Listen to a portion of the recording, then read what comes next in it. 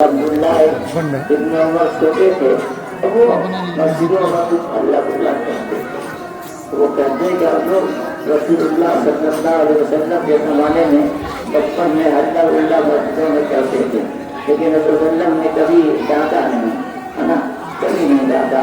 ये बच्चे जन्नत के फूल हैं, बच्चे जन्नत के फूल हैं। जो गलती तो उनके माँ बाप की है, जो उनको पढ़ने के लिए गलत जगहों में डालते थे, गलत जगहों में डाल देते हैं, जहाँ वो ला इलाहा इल्लल्लाह मुहम्मद रसूलुल्लाह की कभी आवाज़ नहीं सुनते। तो जो इसलिए बच्चों को गलत जगहों में पढ़ने के लिए न डालें, बल्कि बच्चों को पहले कुरान शरीफ पढ़ाएं, अपनी अपनी जुबान सिखाएं, यानी उर्दू सिखाएं। हम देखते रहते हैं कि हमारे बच्चे अब हिंदी को जानते हैं, इसलिए कि वो तमाम किताबें हिंदी में पढ़ते हैं, लेकिन उर्दू नहीं जानते। इसलिए उसको कुरान शरीफ पढ़ाइए, उर्दू पढ़ाइए, ये अपने ऊपर फर्ज है ना। इसलिए कि दुनिया में आम तौर पर जितनी मजहबी किताबें हैं अरबी और फारसी के बाद हिंदुस्तान के अंदर उर्दू में हैं, वो अगर किताबें मजहबी किताबें मसाइल की किताबें पढ़ेंगे तो वो इसमें पढ़ेंगे, उर्दू में पढ़ेंगे। उनको मजहबी किताबें पढ़ने की आदत डलवाइए, इसलिए अपने बच्चों को कुरान शरीफ और उर्दू जरूर पढ़ाइए। अगर आप नहीं पढ़ाते हैं तो ये आपकी बहुत बड़ी गलती होगी। हम अक्सर बेशतर कह चुके हैं। एक बात और जो हम अर्ज करना चाहते हैं, एक डॉक्टर साहब से मेरी मुलाकात है, जान पहचान है। उनसे जब एक दफ़ा बात होने लगी, डॉक्टर हैं हिंदी, और उनसे जब बात होने लगी तो उन्होंने कहा कि जनाजे की दुआ तो हमको भी याद नहीं। अब वो डॉक्टर हिंदी की हुआ है, उसकी माँ भी यही मरी थी 3-4 महीना पहले, वालिद 3-4 साल पहले मरे थे, और वो पीछे खड़ा होगा तो मरे थे जिनके लिए वो रहे उनकी करते, वो दुआ तक नहीं करता है। इसलिए अपने बच्चों को मदरसों की जब आप तालीम देंगे और जब कुरान और उर्दू पढ़ाएंगे तो उनको कम से कम जनाजे की दुआ तो याद हो जाएगी। इसलिए हर आदमी का ये फर्ज है, ताकि बेहतर तो ये है कि अपनी औलाद को ऐसा बनाइए कि आपकी औलाद आपके जनाजे की नमाज पढ़ाए, ऐसा बनाइए, ऐसा बनाइए। तो भाई देख लोग आ गए, देखिए भाई आप लोग बोलते बोलते तो 7 साल हो गया, अब हमको बोलने का कोई शौक नहीं रहा, लेकिन हाँ इतना बहुत से बोलने वालों से इतना जरूर कहते हैं, तमाम लोगों से कहते हैं कि जो अंग्रेजी में कहा जाता है फर्स्ट डिजाइन देन डिजाइन, पहले लायक बनो फिर आरज़ू करो, वरना गर्दन में हाथ लेके निकाले जाओगे। कुर्सियों पर उचक के न बैठा करो, कुर्सियों पर बैठने के लायक बनो। भाई आप लोग अपने पड़ोसी को देख लें, कोई छूट तो नहीं गया है, और अगर छूट भी गया है तो हम कहाँ तक इंतजार करेंगे। हाँ चलिए, बिस्मिल्लाह रहमान रहीम।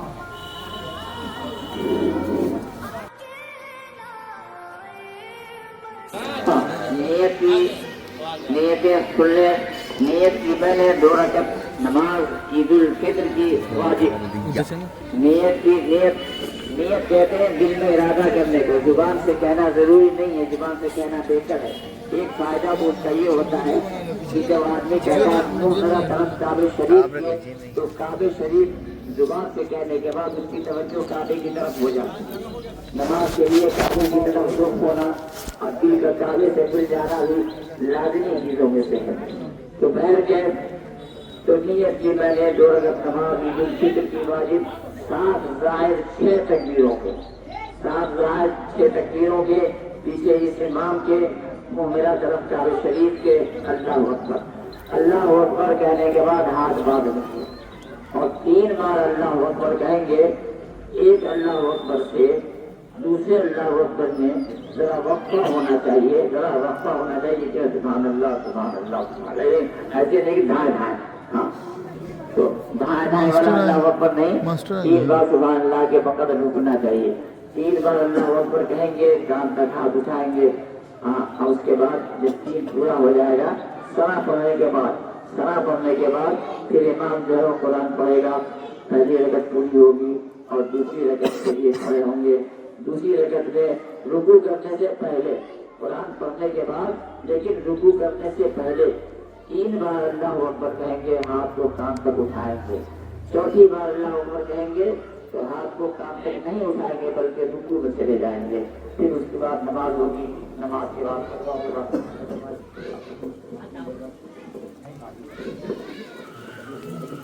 زندگی کا میرا ساتھ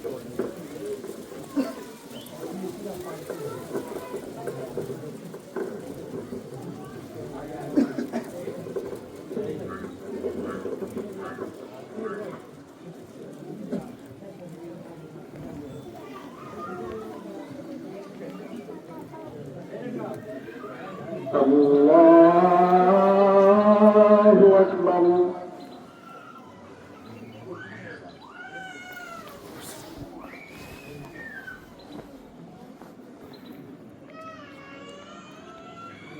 اللہ اکبر. اللہ اکبر. اللہ اکبر.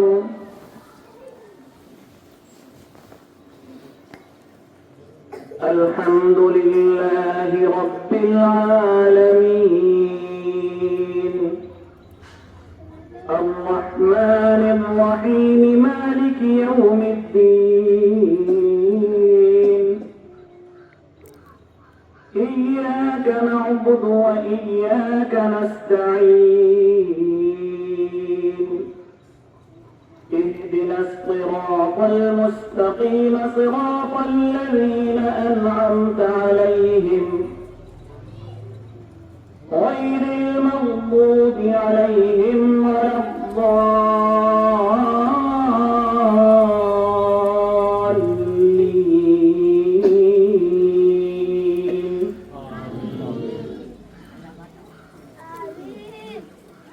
لله ما في السماوات وما في الأرض وإن تبدوا ما في أنفسكم أو تخفوه يحاسبكم به الله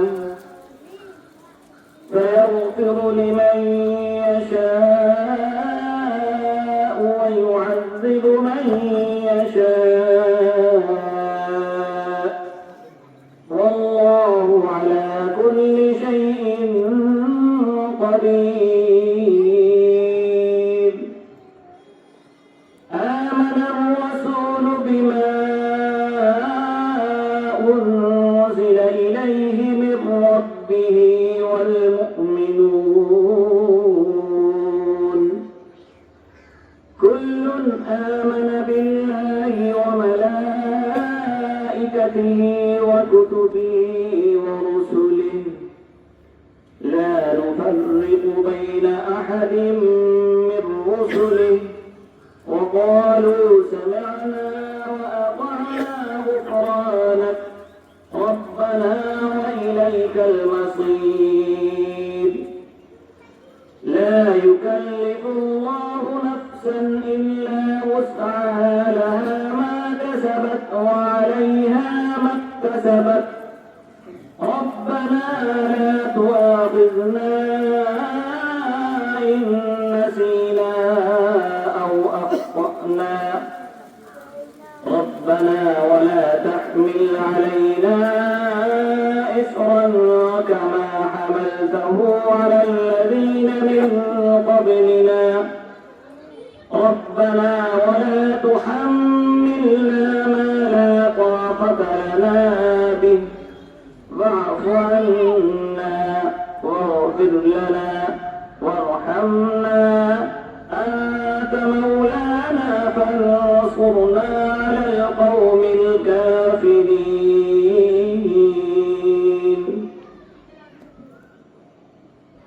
الله أكبر.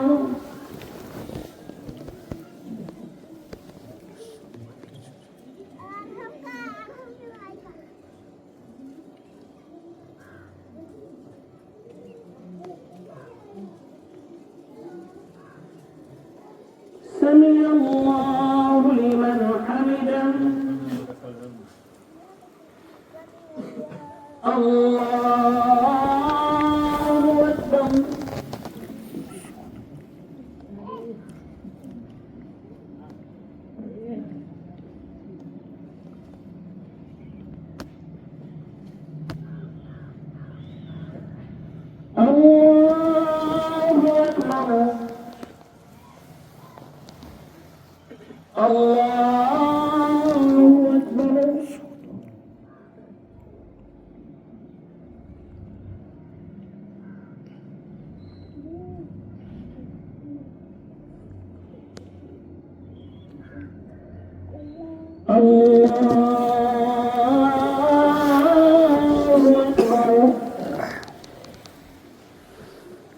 الحمد لله رب العالمين الرحمن الرحيم مالك يوم الدين إياك نعبد وإياك نستعين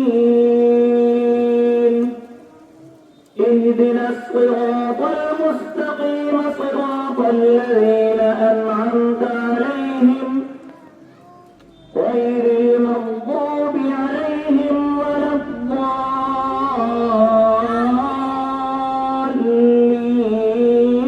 الضالين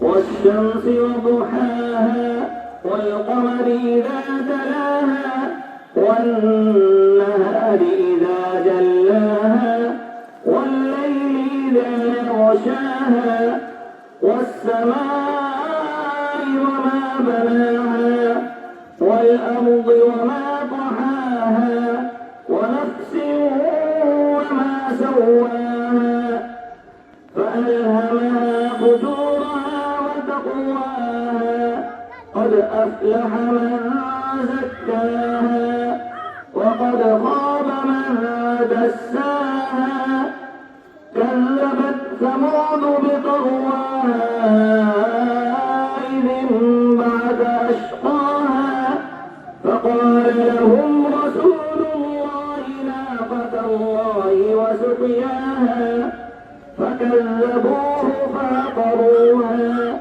فدمدم عليهم ربهم بذنبهم فسواها ولا يخاف عقباها الله أكبر.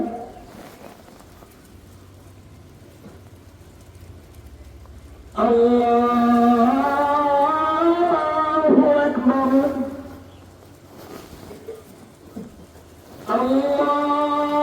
الله أكبر. الله أكبر.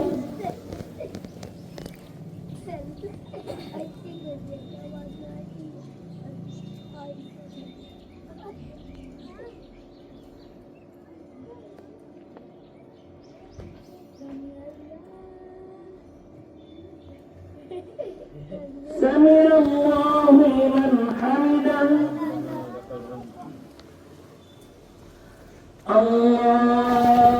الله أكبر.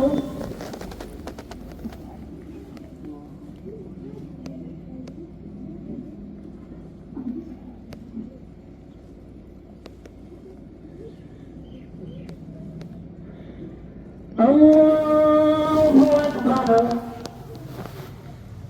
الله أكبر.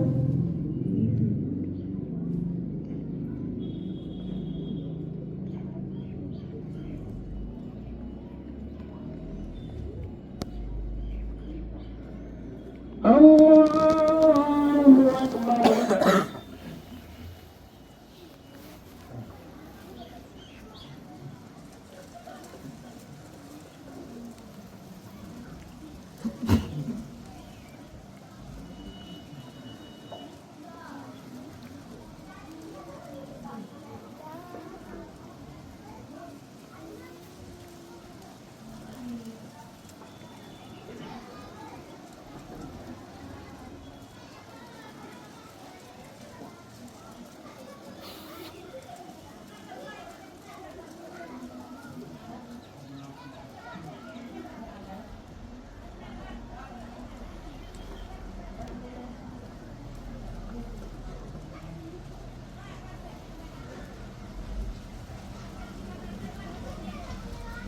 السلام عليكم ورحمة الله السلام عليكم ورحمة الله.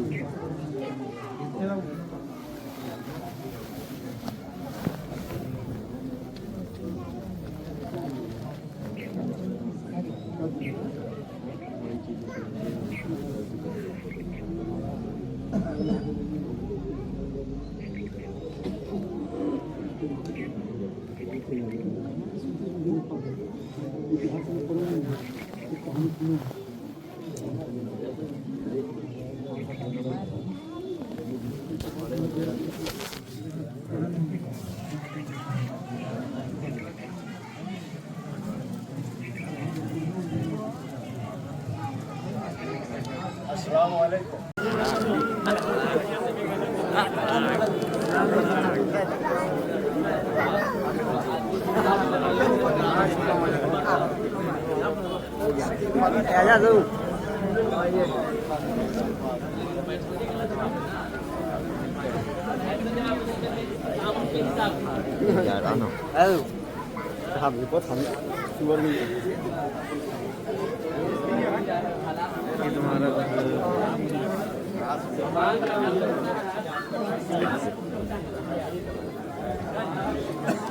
آئیے چھوڑیے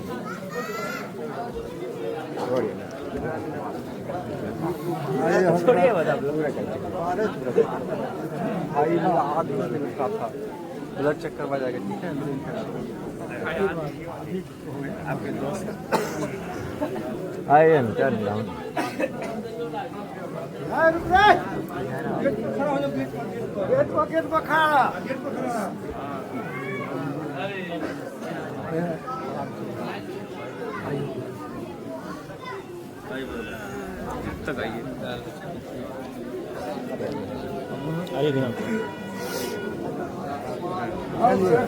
بڑھتے چلیے. اب ہم تھک گئے بھائی. ہاں تھک گئے پورا سنبھالے ہوئے کیسے تھک گئے.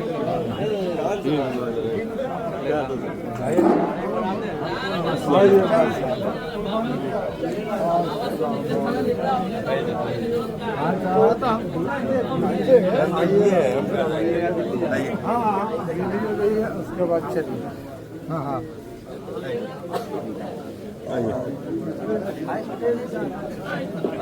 بڑھیا ہے.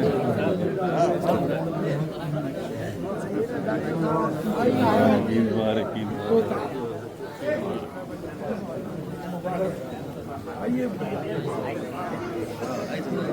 السلام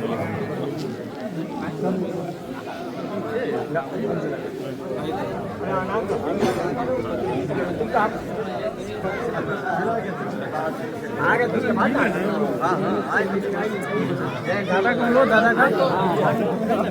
دادا کا فوٹو لو.